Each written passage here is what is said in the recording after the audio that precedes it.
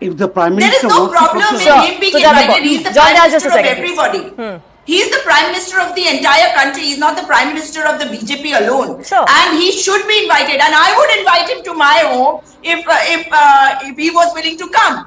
What is wrong in that? But the point is not that. The point is that have you forgotten what happened to Father Stan Swami?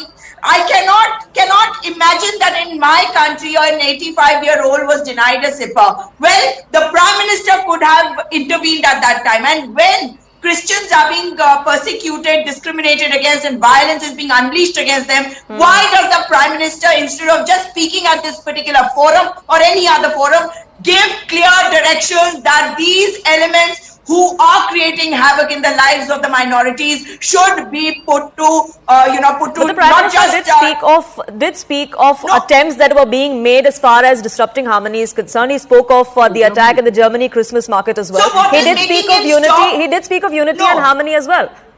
No, so he should stop Was it. this- No, was he this- says he's ek akela sab pe bhari. He's 56-inch ka chest. Why can't he stop it in the country? Because it benefits the BJP.